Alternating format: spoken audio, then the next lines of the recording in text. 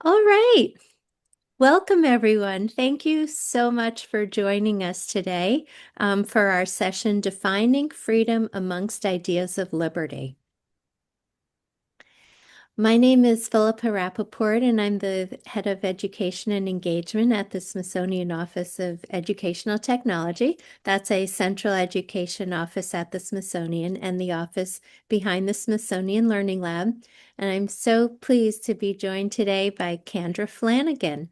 She's the Director of Teaching and Learning in the Education Department at the Smithsonian National Museum of African American History and Culture. Also, behind the scenes today, we have Rhett Ransom, who's also at the Office of Educational Technology, and he's providing IT support. So, in our session today, we'll explore how the concept of liberty and freedom manifested for African Americans in the Revolutionary and New Nation eras. Together, we'll consider individual and community actions against slavery during these early periods. And you'll leave the session today with resources and discussion prompts to deepen the story of the founding of the United States and the complex nature of liberty. If some of you maybe have been to our sessions before, you've maybe seen our session, another session we've done with Kendra. She's really one of my favorite educators at the Smithsonian. She's been here decades at this point, and it's really going to be a really wonderful session today. And I'm so glad she can be here and all of you as well. So, while I'm talking, I'm not getting to see all these wonderful messages coming in, but I'm so glad to see you're all starting to introduce yourselves. One note is that you have the option to make your chat message go to everyone or to just the host. So it would be great if you're comfortable tagging it so that everyone sees it, but we'll also repeat some of the things that come in because in the archive version, you can't see the comments. If you need captions, you can just hit the show caption button. We'd love for this session to be as interactive as possible, so please, use the chat function. You can also put questions in the Q&A, and we'll get to those as soon as we can. We try to keep up with everything during the show, during the episode itself, but if we miss anything, we'll definitely come back to it. So today's program is actually our sixth one in a 10-part series. Oh no, I think it's our fifth one in a 10-part series. And this is, it's called Celebrating America at 250. And we're really doing this with you to explore teaching techniques and strategies and resources that help tell the story of America's 250th.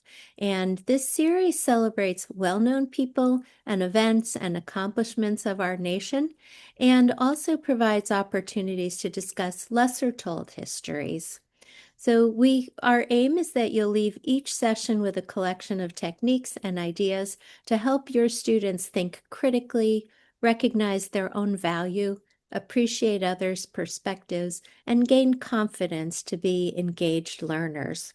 So the page that you're seeing here, we have it all on the Learning Lab, and that's one page. I'll put that link in the chat, and you can go to this one page to register for upcoming sessions and also see the archived version of sessions that have already happened. Also, for each session, we create a Learning Lab collection with everything. So everything that Kendra talks about today, it's all in this Learning Lab collection. So you don't have to worry that you won't be able to find all the wonderful material that she'll be talking about. Okay, so a reminder that this session is being recorded, and I will we like to open each session with a question. And so today's question is, what questions would you ask of this object? And I'll turn it over to Kendra while you're putting your thoughts in the chat. Thank you. Excellent. Thank you so much, Philippa, for having me be a part of this series that you all have created and to be a part and to join with you all from the Office of Educational Technology again. Can we go to the next slide? You don't worry, you won't lose the picture, everyone. We'll keep that picture there. But on the next slide, just wanted to give you all an opportunity as you're thinking about what questions. Here are just some question prompts or question starts. They're a part of a thinking routine from Project Zero. We'll run into a few other thinking routines as we're moving along this afternoon together. But this will just give you a little bit of something that to help you get started as you're thinking about what kind of questions might your students or might you have of this object that's on the screen. And there are some questions that are already coming in. And I'll love to read some of those out to you all as we're getting started together. This is like massaging our brains together for this. So who gets to see this or interact with it? What was it used for? Who produced it? How was the object used? Someone asked, what is it made of? What is the size of the object? Yeah, these are great questions. Somebody commented that it looks small, like it might be for teeth. It looks so small. Someone asked, where did the text come from? Yeah, these are great questions. One of the questions that came to my mind when I saw this and thinking about using these question prompts is how would it be different if the box maybe was made of some other types of material? In some ways, maybe would it have survived? I think that's kind of amazing to see the material culture that we have that is still with us. Great. Let's go to the next slide. Or no, sorry, stay here. My apologies. Don't move just yet. So the box, I just can share a little bit with you about the box. The box, it actually dates from the Revolutionary period, about 17, is sort of it's from our museum collection, and the dates on it about 1777 to 1791. So it's in this period, this time period that we're talking about. It's a small box, as was called out in the chat. It's less than an inch in diameter and less than an inch tall, even with the lid on top of it. It's made of porcelain and enamel. And it's possible that it was used to carry items, maybe something that went into a small bag, or maybe it was something that adorned a small table. That information is not something that I have access to at this time. I'm not sure if it's known. But the message that we also see on the top of the lid there, it really reinforces for us the concepts of liberty and how the concepts of liberty and slavery were entangled and in some ways even defined by each other in this early period of American history. Next slide for me, please. And we are just happy that this session could be a part of the Cultivating Learning 250th series because we're going to be examining founding ideals of America and how people of African descent really embrace those ideals as tools for freedom and as tools to take a share of the American experiment. Our key learnings for our session today, and just to set our tone here, we have an hour together. We are touching the tip of an iceberg when it comes to this topic and thinking about this, but just something to really kind of get our juices flowing as we were thinking about 250th, thinking about our American ideals, thinking about who we are, who we were then as a nation, and who we are today. Key learnings for us to take away: liberty and slavery were present at the beginning of the United States.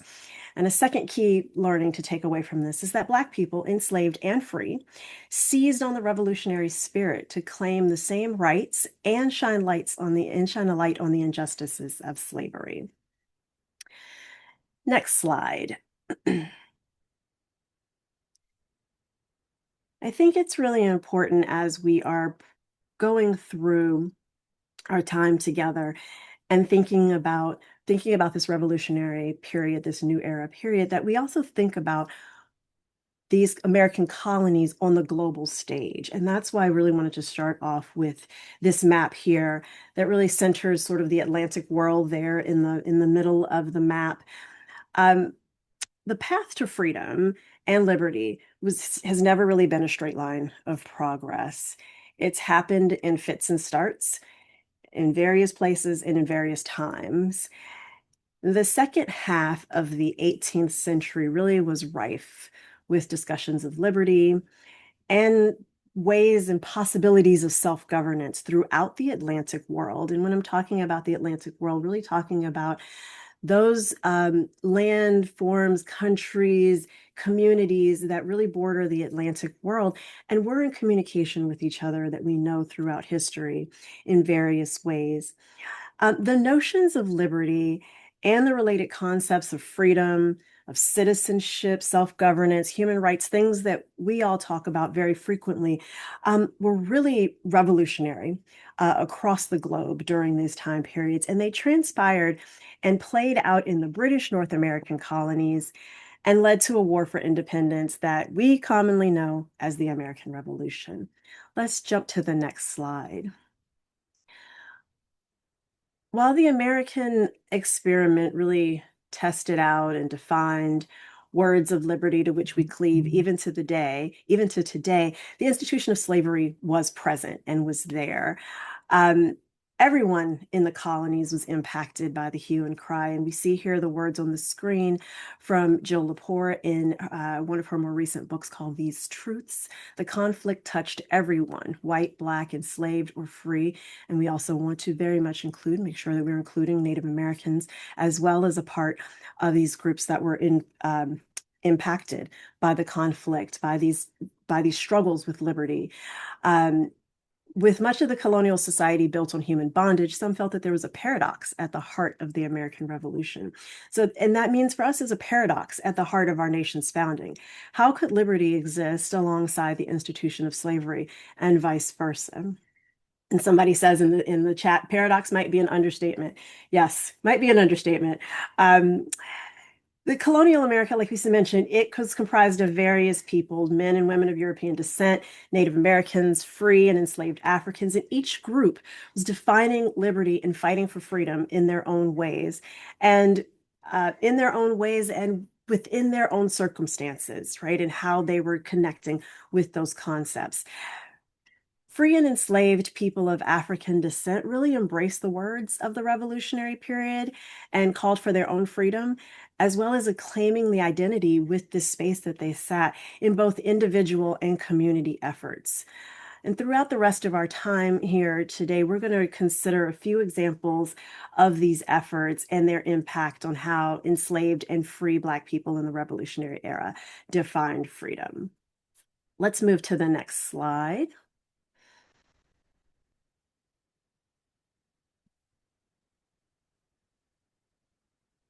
And this next slide, we'll rest on this slide very, very quickly for just a second. As you can see, it's coming in behind the words there. There's the map.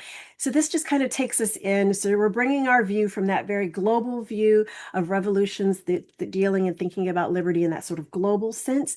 And then we're narrowing kind of into this North American colonies sense. So British North America mainly is where we're going to have our focus for today's conversation. So let's move to our next slide. As we're moving and thinking about some of these examples, we're going to look in sort of three different areas in which African Americans or Black people in this time period, enslaved and free, really looked to define freedom. So we're going to start off talking about military service. And service in the military really provided an opportunity towards freedom for people of African descent in a number of different ways. We're going to listen to a quick video that's going to give us some insight into military service. It's about a 2-minute video. We'll hear this and then we'll come back together. And I just have an individual story that will then connect with this military service.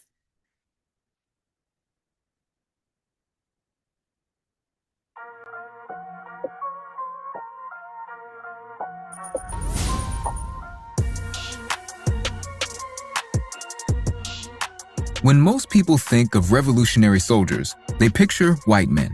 But thousands of Black men fought all the way through the war on both sides, and their role has been largely ignored for centuries. Black soldiers fought from the very start of the war. There were at least 9 Black Minutemen at Lexington and Concord.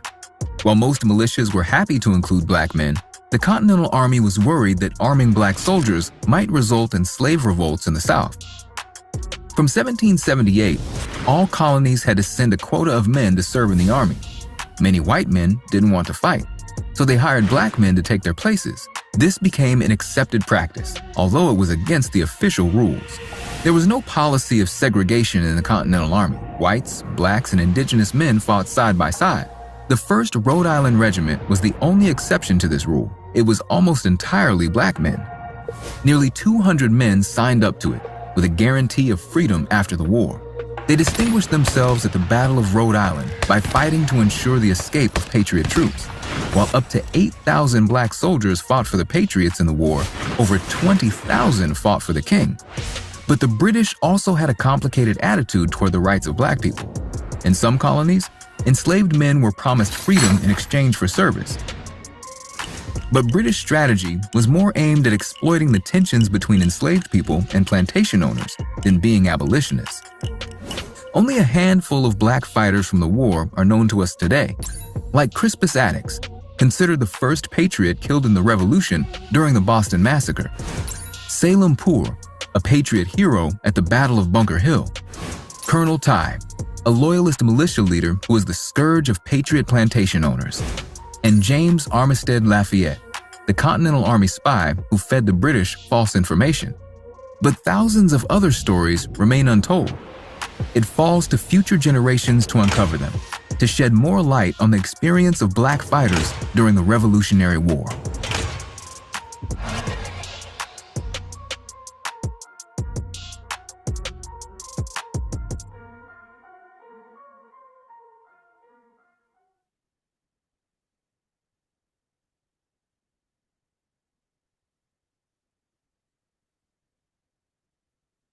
Well, thank you, Philippa.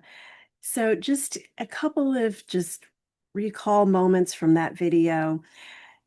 For Africans and people of African descent in the colonies, the American Revolution really provided, it was a paradox, but it provided an opportunity, is particularly when it relates to military service.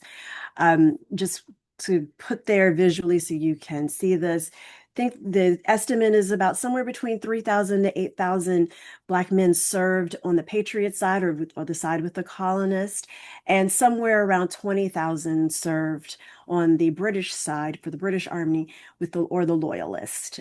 So Patriot side or the Loyalist side. And what is really important, I think, when we look at those numbers and think about that is that African American, particularly African American men, were taking opportunities to find freedom, to fight for freedom in wherever they could. So fighting for whichever side. And as we heard in that video, and we do understand and know from other historical documents that oftentimes it was with this understanding that if I fight, if I serve for this side or that side, that perhaps freedom will be given, that their freedom will be granted, that they will be granted some ability to, they will have shown that they are worthy and able to get these rights and get some equality and things of that sort. And so these were these goals that they were aiming towards, proving themselves to be part of this rhetoric of liberty as well.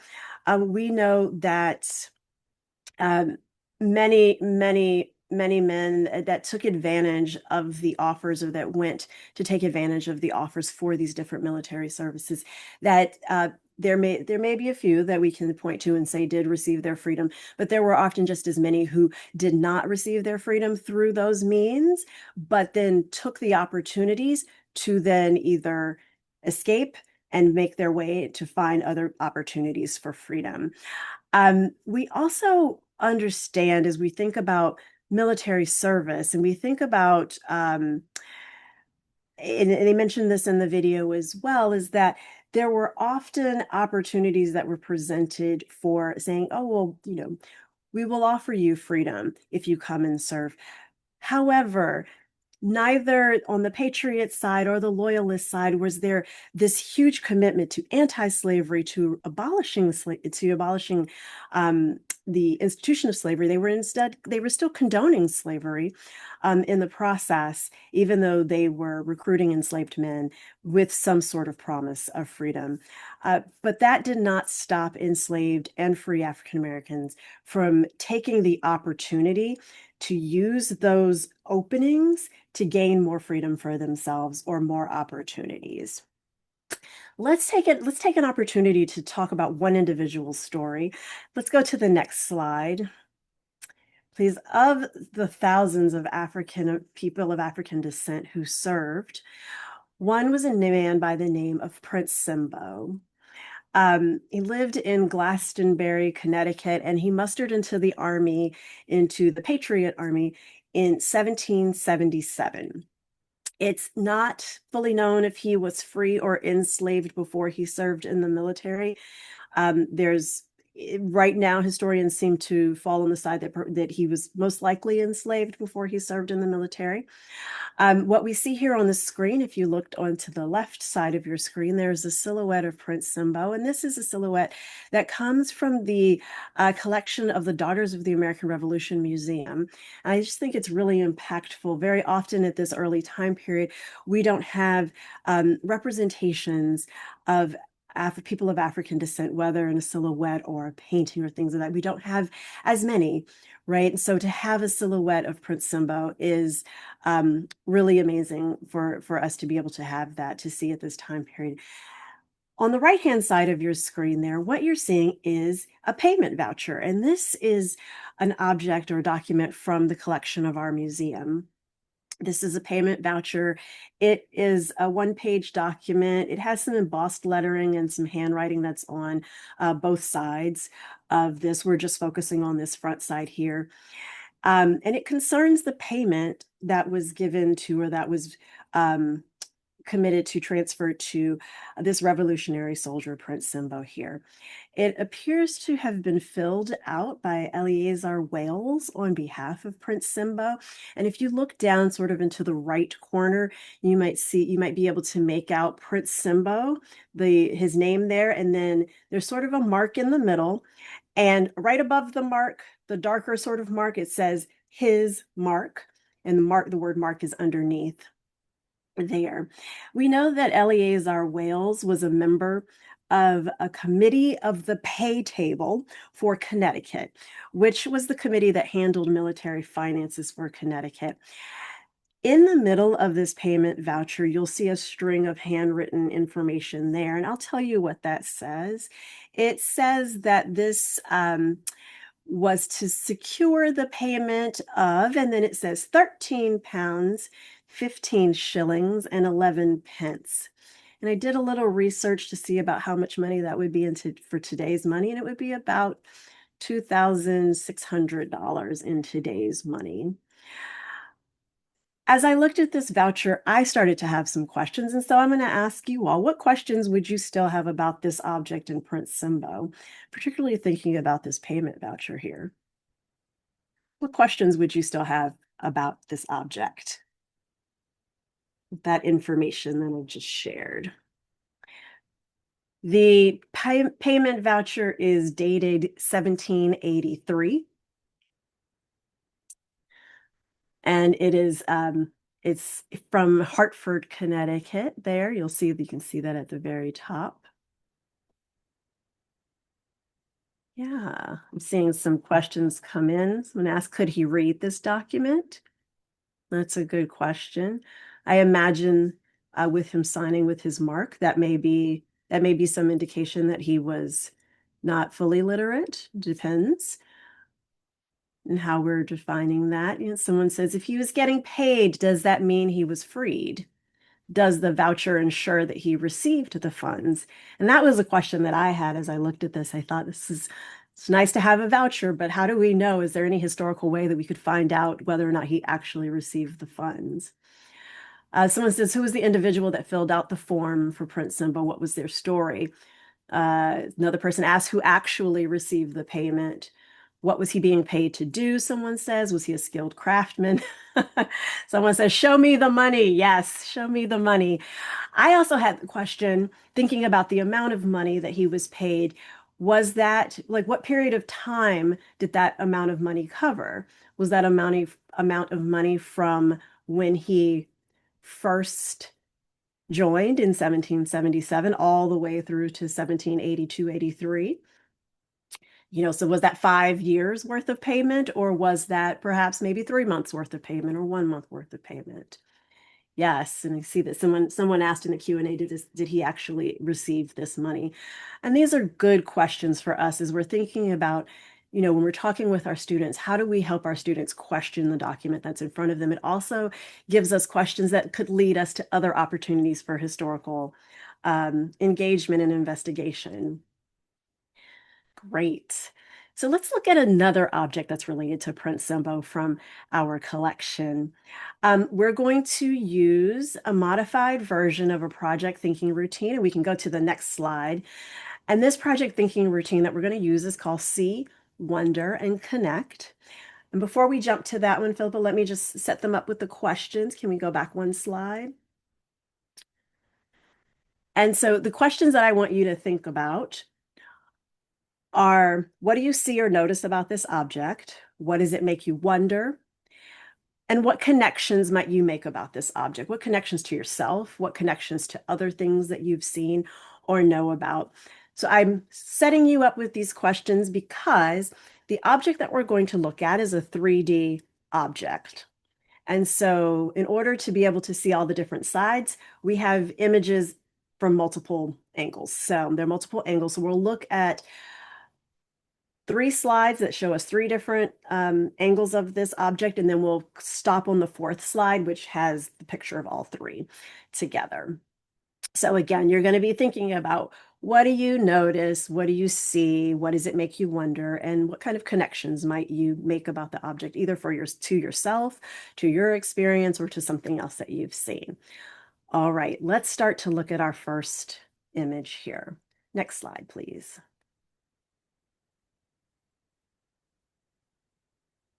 So we'll give you all about 45 seconds on each object, and I'm going to hold my handy dandy timer.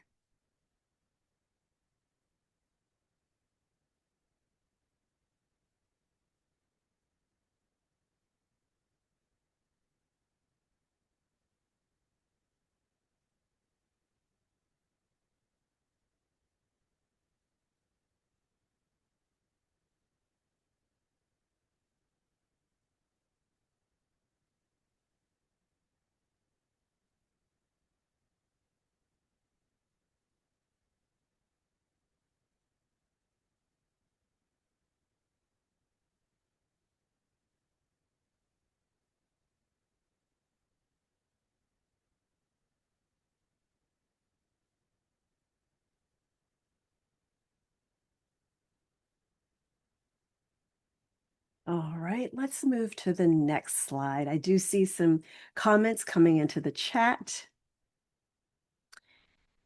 Definitely come back to read those. We'll do another 45 seconds on this slide.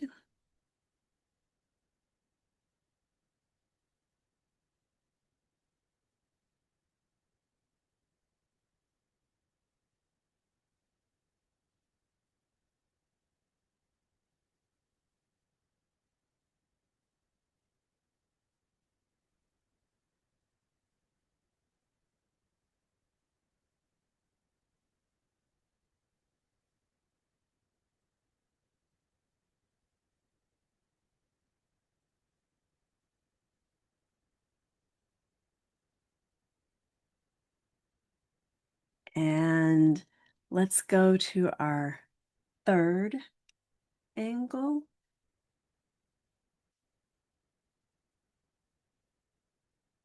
And a little bit more time on this one, and then I'll start to read through some of the comments that we have.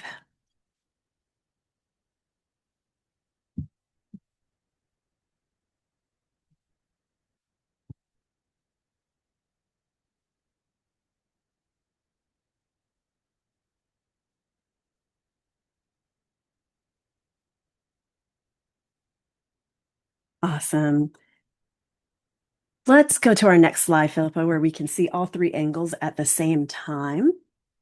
And I'll read a few comments from the chat here. So people are noticing that it's intricately carved.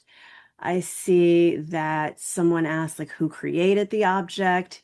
Was it created by Simbo, perhaps? And then who put his name on it?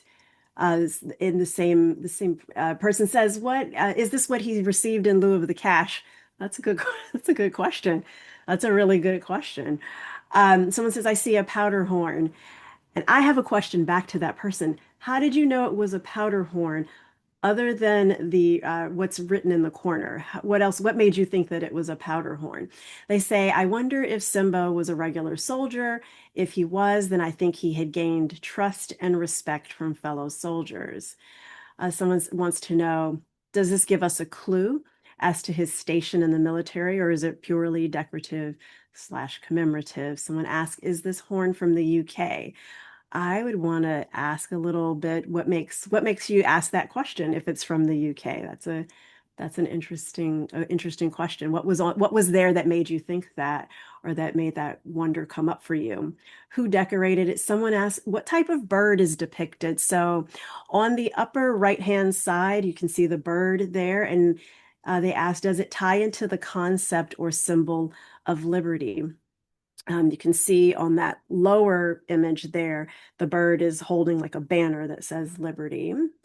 Um, what is Glastonbury? I think what you're looking at is maybe the Glastonbury, that word on there. I think that connects. Now, this is going to be my inference here, is connects that um, Simba was from Glastonbury, Connecticut, and so wondering if maybe it connects with that. That's where we know he mustered in from. So that would be my wonder or inference for that part. Someone says some of the symbols look tribal, maybe personal.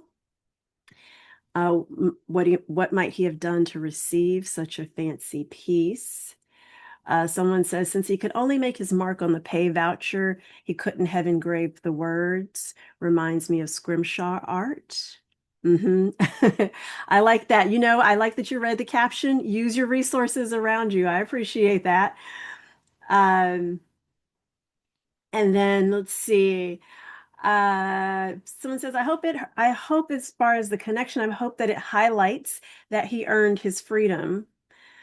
Someone says, the tribal symbols seem to show that he has retained some of his African culture.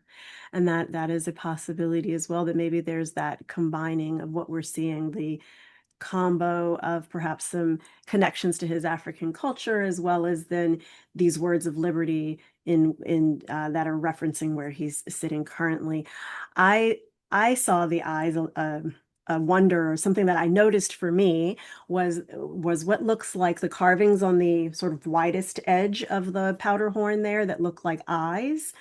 I saw those, and the connection that I made was in thinking about in other cultures where perhaps there is like an eyeball, or like a symbol of an eye that might be used as a protection, a sign to ward off evil spirits or something like that. That could be like a symbol of protection. And so that was a connection that I made in thinking about that. Now, I would be very curious to know if there was any way that we could find out historically, like what did these symbols mean to him? Um, but this was an amazing piece that we are so fortunate to have into our collection, because it really does give us an opportunity to talk more about African Americans, and to have this object that belonged to an African American who served for the Patriots and served alongside the Patriots in trying to make that concept of liberty a reality there. So excellent. Well, thank you all so much for your participation and sharing in this. Let us keep going. I'm putting an eye on the time, and I know I have a lot more that I want to share with you all. So let's keep going to the next slide here. We talked about other ways, and I mentioned that there was going to be some other ways that we were going to talk about that people really wanted to define freedom. And one of that is going to be through legal methods. So let's move into this section. Let's go to the next slide. This is going to be a little bit of a pop quiz for you all. Which was the first colony to ban slavery? So share some guesses in the chat. Which was the first colony to ban slavery? I see Georgia coming through.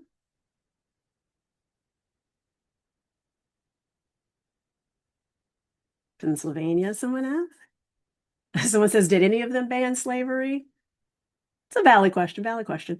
Massachusetts, Rhode Island, Pennsylvania, the Dutch in New York.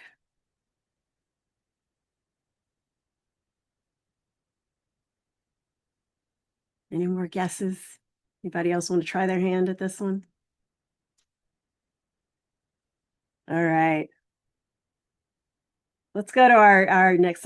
Someone says Vermont. Let's go to our next slide. Indeed, it was Vermont. Vermont became the first colony to ban slavery outright, and it was in response to abolitionist calls to end slavery across the colonies. Vermont's legislature agreed to abolish slavery entirely, and it also moved to provide full voting rights for African American males. So that's a really important note that I think can really help us as we're thinking about talking about how the abolition of slavery happened, as we're thinking about it, like not just to start that conversation around the Civil War, right? But like we can take this conversation back even into this time period and think about how this, again, like I mentioned at the beginning, it was in fits and starts. And I think it's important, even though we want to celebrate that Vermont outright abolished slavery, but I think it's important for us to really note and call into an understanding that there were good legal intentions, but Black Americans continue to be treated with disdain and cruelty and oppression in the North, in these northern colonies, within these colonies. Vermont's declaration, which it did in July of 1777, it set an independent tone from the rest of the rest of the colonies, but the wording of the declaration was vague enough to let any already established practices of slavery continue.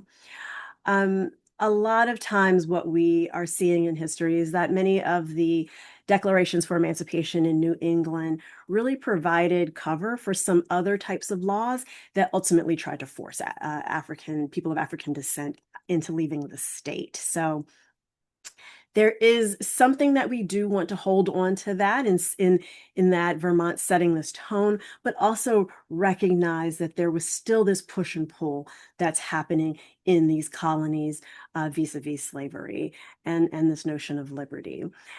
What is also present on this slide that I want to see here, we have this nice visual of Vermont there, but we also just want to just call your attention that the colonies and states that are listed in white, I just gave a little timeline there so that we could have a sense of where we were in time, of which states began to abolish slavery. And you'll notice that the ones that have stars, asterisks next to them, these colonies or states adopted some form of gradual emancipation, which abolished slavery over time. Many of those colonies or states that adopted gradual emancipation, while on the dates that we see there, made it so that children who were born after said date would be free upon hitting this age or free. That those gradual emancipation laws actually allowed for slavery to continue in many of those states well into the 1840s.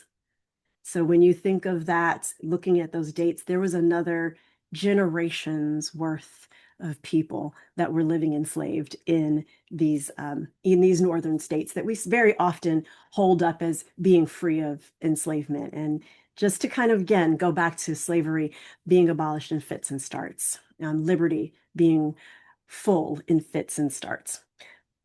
So let's keep going into this next story of an individual here. Next slide for me, please, Philippa. We're going to talk a little bit about Elizabeth Freeman. She was known as Bet or Mum Bet, both nicknames that she was given. We don't know if those were ones she claimed for herself or if they were given to her, but she's known in court records as Bet. We also know that she was known in her community as Mum Bet. She was a nurse and or a midwife in her community. And we have that it's come down through history that she was spoken of in glowing terms by the people that she worked for or interacted with, who described her as trustworthy, honest, hardworking, and loyal. She was enslaved in the house of by John Ashley, who was a prominent judge in Sheffield, Massachusetts from 1746. We know that his wife had a reputation for being extraordinarily cruel. And one day, her anger at another person, another young girl that was enslaved in their house named Lizzie, her anger towards her boiled over, and she ripped an iron shovel out of the oven. So kind of think back to when we think about ovens, so probably like hot coals, ripped it out of the oven and raised it above her head and was getting ready to hit Lizzie, and who many historians think may have been either Freeman's daughter, sister, some other type of relative. But either way, she was a young enslaved person in this household, and Freeman threw herself in front of Lizzie and absorbed the blow.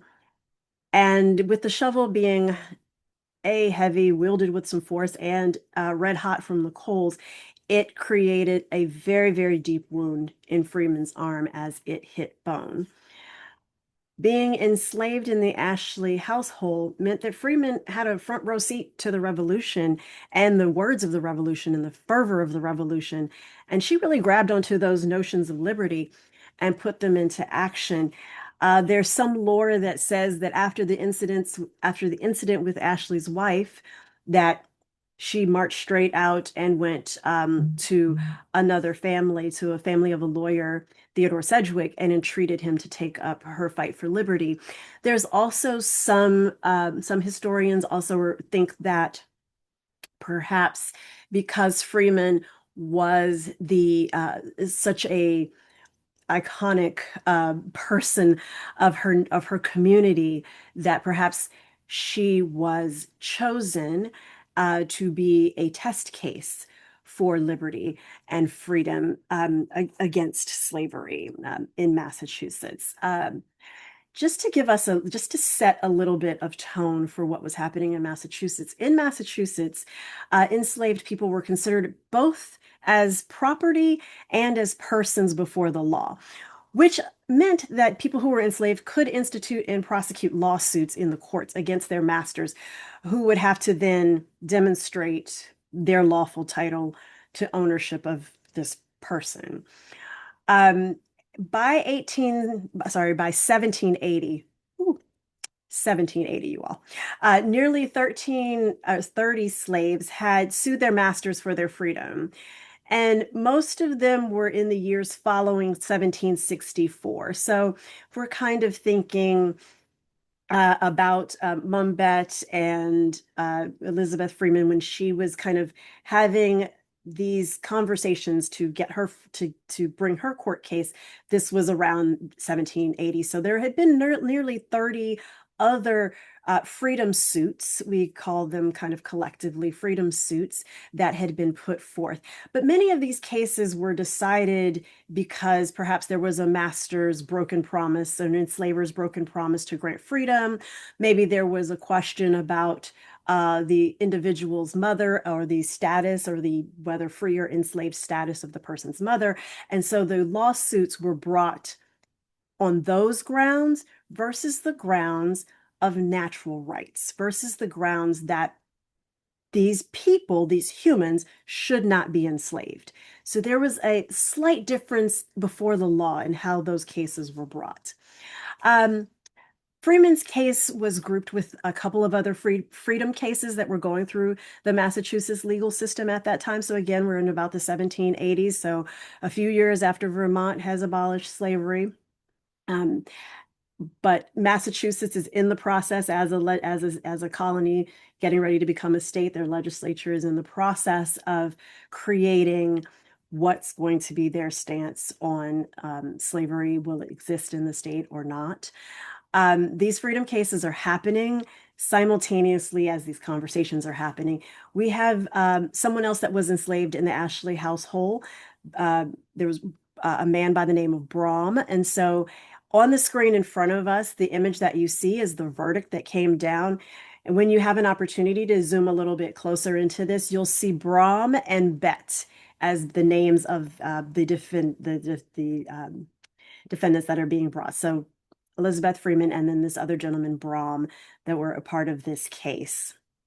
Their cases were combined with another case or connected with another case of a gentleman by the name of Quock Walker, who was also putting forth a freedom case.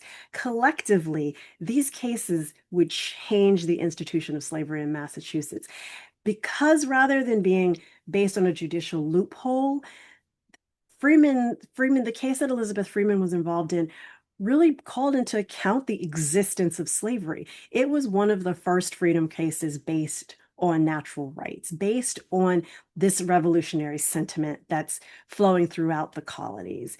And that really made it important. And I just want to take a minute and just read these words that we have that are attributed to Elizabeth Freeman. She says, "Any time while I was a slave, if 1 minute's freedom had been offered to me, and I had been told that I must die at the end of that minute, I would have taken it just to stand 1 minute on God's earth a free woman."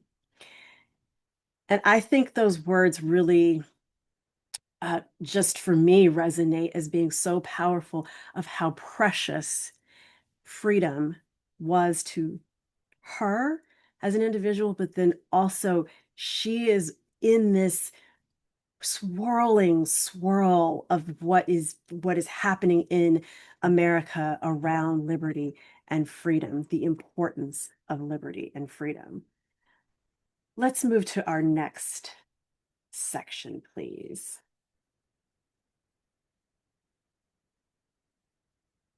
Great. Just wanted to re-emphasize with this slide here, just bring us back to this timeline. I highlighted here in yellow 1783. This is when Massachusetts, as a state, legally abolished slavery. So you have that, or sorry, as a colony, legally abolished slavery there. So that's 1783, and that comes right after Elizabeth Freeman's suit. So really made a difference, is written into the Constitution for Massachusetts. So let's go to the next slide. Thinking again about numbers of ways that people worked to define freedom, they also did it through social and cultural movements. We're going to go to our next slide here.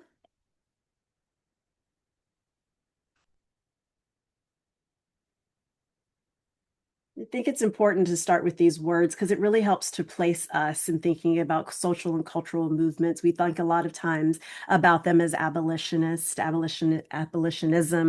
the abolitionist movement against slavery. But this quote here by Manisha Sinha in her book, The Slave's Cause, I think was really valuable to kind of set our thinking here, that Black resistance to slavery was the essential precondition to the rise of abolitionists. At no point out the entire history that we think of when we think of slavery, and particularly the chattel slavery that developed and that was used against people of African descent, at no time was it ever just absorbed, taken, assumed. African Americans pushed back at every turn possible.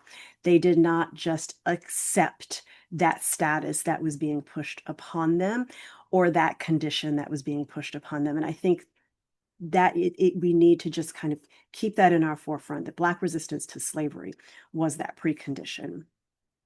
Let's continue to move to our next slide. We're going to talk a little bit about this gentleman here, Lemuel Haynes.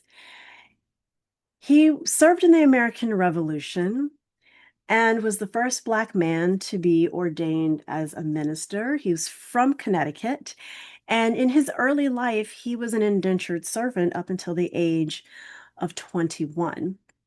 During the American Revolution, He wrote sermons and essays that criticized the slave trade. And in 1776, which hope that year is ringing a bell for us in other ways, he wrote Liberty Further Extended, Our Free Thoughts on the Illegality of Slave Keeping. And in this essay, Haynes described slavery as an offense to God. We're going to read an excerpt of Haynes's essay. The words will be on the screen, but I'll read it out loud as well for us. After I complete the reading, I'm going to ask you all to share a phrase that resonated with you. And if you need to paraphrase it, that's also fine. I think that's a perfectly acceptable way of also processing this, to think about paraphrasing what you heard a bit. I'm going to read it out loud, partly because I feel that sometimes with like 18th century writing, the cadence and the phrasing of it, for me, it really helps me to understand it a bit more if I read it out loud to myself. So I'll do the reading, but the words will be on the screen for you all. Philippa, if we can move to the next slide. And so this is just an excerpt from his essay. I'll start, and Philippa, if you just go forward again, and it'll start to come up. We live in a day wherein liberty and freedom is the subject of many millions' concern, and the important struggle hath already caused great effusion of blood. Men seem to manifest the most sanguine resolution not to let their natural rights go without their lives go with them. A resolution one would think everyone that has the least love to his country or future posterity would fully confide in. Yet while we are so zealous to maintain and foster our own invaded rights, it cannot be thought impertinent for us candidly to reflect on our own conduct. And I doubt not but that we shall find that subsisting in the midst of us, that may with propriety be styled oppression, nay, much greater oppression than that which Englishmen seem so much to spurn at. I mean an oppression which they themselves impose upon others. Next slide.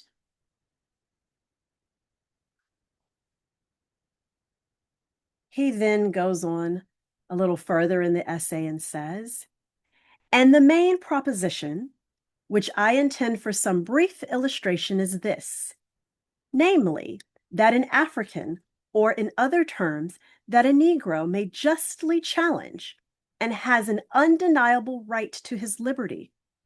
Consequently, the practice of slave keeping, which so much abounds in this land, is illicit. Consequently, we may suppose that what is precious to one man is precious to another, and what is irksome or intolerable to one man is so to another, considered in the law of nature.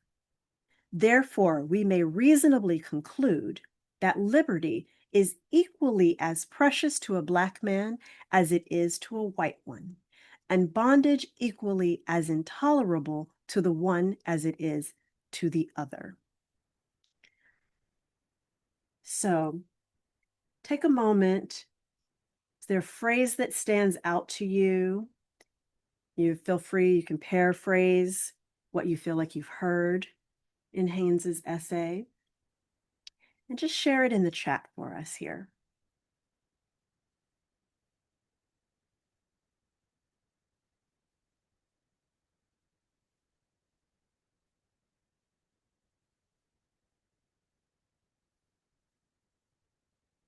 Yeah, someone says freedom means everyone, right? We all find things precious and irksome. He makes a good argument. Their lives go without their rights. Yeah, that's a good, their rights go without their lives. It's a good phrase. An undeniable right to liberty. Someone else has a few phrases that stood out to them. An oppression which they themselves impose upon others. And yeah, another person with the undeniable right to liberty stands out again. Yes. So one thing that we know about Haynes is that he was the first Black abolitionist to reject slavery on purely theological grounds.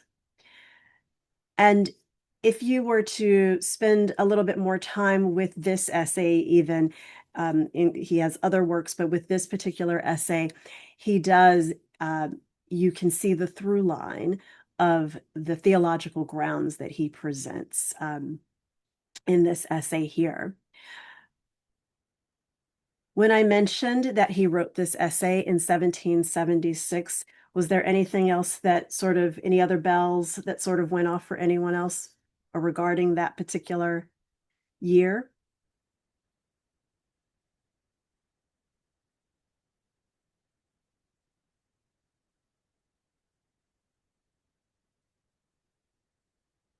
Something for me as I was looking and thinking about 1776 is thinking about the Declaration of Independence in 1776. Yes, it's his Declaration of Independence. And in fact, he wrote this essay in response to the Declaration of Independence. And so if you're thinking about perhaps utilizing his essay in your class, utilizing it in conjunction with the Declaration of Independence might be a very cool point counterpoint conversation to have with your students. Yeah, he's pointing out the hypocrisy in the revolution, or that paradox that we've been talking about again as well. That paradox there. This is a really good opportunity to utilize some words from someone of African descent and speak about that paradox if you were to use this in your classroom. Let's move to our next slide in our next section. And if you're as you're percolating over this, I know with some of the essay pieces, if you still have some thoughts, you feel free to continue to drop those in the chat. With our next section here, and thinking about sort of social and cultural movements and efforts, I wanted to, and I just did not feel that we could walk away from our time together in this session without talking about self-emancipation. We talked about people utilizing military service as a way to gain freedom, as a way to then also self-emancipate and move towards the military. But I really wanted to just speak to this in a more specific way here through this slide. The feelings and understandings of liberty that we're talking about, it really spurred many enslaved African Americans to seek freedom, again, in whatever ways they could. But that included taking huge personal and community risk of self-emancipating. Throughout the war, as we saw and we talked about in our military section, that the British offered liberty to people who were enslaved by patriots in return for their help with the war effort. And one of the most famous examples of this was in 1775, when the royal governor of Virginia, Lord Dunmore, announced a proclamation that would be followed by many other British commanders over the course of the war. Many of those promises, though, were motivated not because, again, that they were altruistic and they were measures for liberty and equality coming from the goodness of their heart, but rather they were really trying to politically undermine the patriots and the economy of slavery. So I just, need to just say that. But the promises were there. And in spite of whatever the motivations that the British had for it, enslaved people took those opportunities with those promises and the chaos of war that opened up. Enslaved people ran towards British encampments. They sought other places to go and take opportunities to live their lives in freedom. An example that I think is a really interesting one to share that connects with this proclamation that I just mentioned is Deborah Squash. She was an enslaved woman who took advantage of Dunmore's proclamation, and she escaped from Mount Vernon, George Washington's Virginia plantation home. George Washington, commander of the colonial forces, that the very same one. She fled Mount Vernon along with 16 other people in 1781. And she eventually would end up in New York City, where she became one of 3,000 Black people that were a part of the British resettlement of the self-emancipated away from the colonies. the British, the Loyalists, when they started to, the British and the Loyalists, when they realized that the war was not going their way and that it was time for them to retreat and back out, they started to leave, but there were a few commanders, particularly one commander in New York City, in the New York City area, that realized that those African people of African descent, the Black people that had self-emancipated and gathered with the British, and that they were not going to be treated well when the British and Loyalists left. So they devised a plan to resettle many people in the New York, particularly in the New York City area. And a part of doing that was keeping lists and ledgers of the people that they were resettling. And these 3,000 people that they resettled, that they wrote into a book, became commonly called the Book of Negroes. Many of you all may have heard of it. There's a movie by that title, also a book by that title. But the Book of Negroes itself, as a historical document, is true, is an actual historical document. And Deborah Squash and the husband that she married subsequently after leaving Mount Vernon, she and her husband are listed in the Book of Negroes as one of these 3,000 Black people that were resettled. And she and her husband resettled in Nova Scotia. Some people were resettled in Canada. Other people were resettled in like Sierra Leone area in Africa. I also want to call attention to the wording that you see there on the screen, and that is from an ad from a newspaper in the Baltimore area. I'll read it here for all of us. It says, Virginia, July 2nd, 1781, 3,000 pounds of crop tobacco reward. Ran away from the subscriber last night, living in Loudoun County. Two Negro men, Will, a mulatto, about 22 years of age, near 6 feet high, and of a thin visage. Last summer, he ran away and enlisted in one of the Maryland regiments and was caught last winter in Alexandria with the Maryland line on their march to the southward. And the ad goes on to talk about and describe the second individual that they mention here. But I thought that this was a really keen piece, interesting piece to pull into our conversation here, because again, this shows that connection of taking an opportunity to move as you could to gain freedom, but it also reconnects us back to that military conversation. This individual ran away and enlisted in one of the Maryland regiments. And I think that this is really just an important moment to talk about this self-emancipation. It's estimated that as many as 80,000 enslaved people took advantage to escape slavery during this revolutionary and new era period, as the chaos of the war, as the fervor of this revolutionary ideals were abounding in the colonies. And I think it's really important to acknowledge that agency and those efforts and that personal risk that many African Americans or people of African descent took. Let's go to our next slide. While we're here on this slide, we have what's going to come up and be two quotes here. Our first quote here, this is from Phyllis Wheatley Peters, who's one of the first Black people to be published. She was a poet. And this is an excerpt from a letter that she wrote in 1774. And she says, in every human breast, God has implanted a principle which we call love of freedom. It is impatient of oppression and pants for deliverance. That's that word oppression again that we saw in Lemuel Haynes. And let's go to that next quote there. I've paired it. If you just go forward, Philippa, I believe it'll come up. If we go forward here, it's like we hold these truths to be self-evident, that all men are created equal, that they are endowed by their creator with certain unalienable rights, that among these are life, liberty, and the pursuit of happiness. And this is from our Declaration of Independence in 1776. These two quotes together really, Philippa, maybe if you go forward one more time, will they both pop up again for us so we can see them together? Nope. Okay. We'll go back to them. Both of these quotes there just give us that opportunity to see how powerful this rhetoric of liberty, how powerful the rhetoric of natural rights, this liberty that's beating in people's breast. You have this endowed by the Creator. So these quotes, these words, one that we're super familiar with, but then also with Phyllis Wheatley Peters' words there.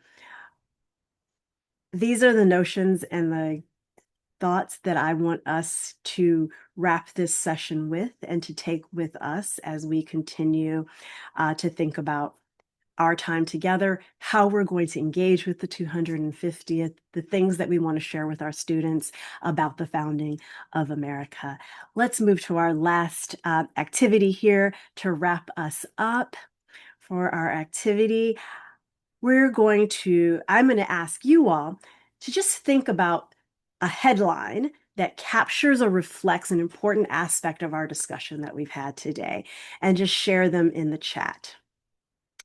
It can be a short headline. You can think like Instagram caption. You can think like a Twitter post. You can think, what would be a headline in the newspaper? Think about a newspaper from the 1770s, or think about a newspaper from today. What's going to pop up? What notification is going to pop up on your phone and grab your attention? Think about something that captures or reflects an important aspect of our discussion today. Drop it in the chat for us so we can see what you're thinking. And someone says, more states abolish slavery. Yeah.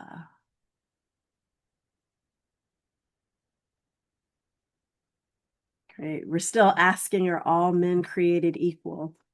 Do they have certain unalienable rights?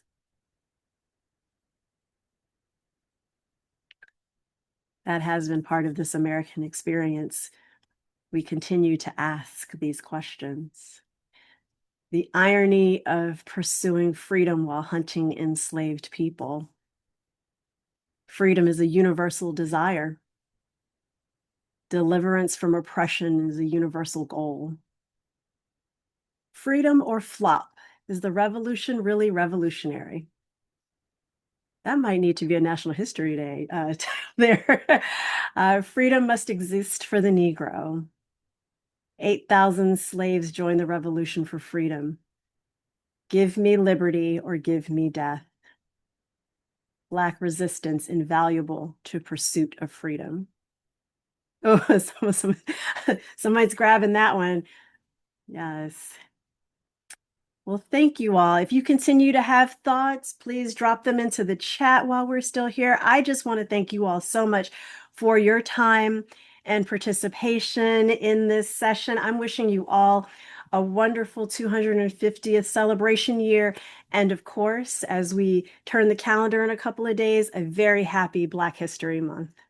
Thank you all so much. Thank you, Philippa, for this opportunity. Thank you so much, Kendra. I'm just plopping a few links into the chat. One is the Learning Lab collection again. And actually, if you want to just talk us through that quickly, if people want to see it, here's the collection. Do you want to say anything or?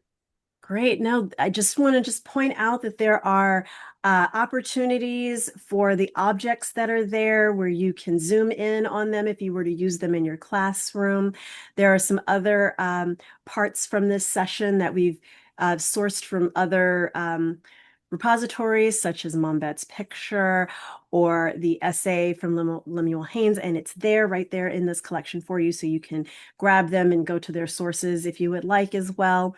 And the thinking routines that we used are also there if you wanted to use those as ways to enter the conversation with your student or for moments of checking in with your students. So we have some other video resources that we wanted to share with you all that help tell the story of Mom Bet and also of some of the soldiers from the Black soldiers that served in the Revolutionary War. The video that we watched is also there, so if you wanted to rewatch that or use that with your classroom, as well as a couple of other resources there. Just would like to call attention on the line there between the video that says she won in the video of the Black soldiers, that square in the middle there, yes, right there, that is from a group called Self-Evident Education. They have a video around Mom Bet, but then also have some other educational resources included in there. So there are a number of other resources. We have some learning labs that our museum created that dive a little bit deeper into the paradox of liberty, as well as into some founding documents. So I hope there's something for all of you all to take back to your classrooms and just really use to put that critical thinking caps on with your students. And thank you so much again for being with us today. Thank you so much, Kendra. I put some links in the chat. So we'd love to, you have the link to the collection. We'd really appreciate your feedback about today's session so we can always improve our programming. I put the link for future sessions and archived versions. I'll add the archive of today's session to that collection so you can find everything all together. And if anyone has any questions, we're happy to stay on for Q&A. And oh, someone asked the question, how do we get the recording? The recording yes. will be added into the Learning Lab in shortly. Yeah, we'll probably have it up by the end of the day Friday. If not, it will be early next week. And if you meant the video that Kendra showed, that's in the collection too. All right. I'm so pleased that you could be here today, Kendra. I know our 250th series would be really lacking without you. Oh, So thank you.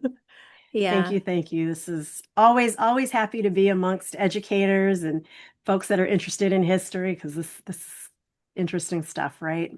Interesting stuff. It really helps inform us about our past and where we currently sit, and hopefully helps inspire us for a better and brighter future. absolutely. All right. Thank you and take care, everyone. Thank you so much for joining us today. Thank you, Kendra. Thank you all. Bye-bye. Bye-bye.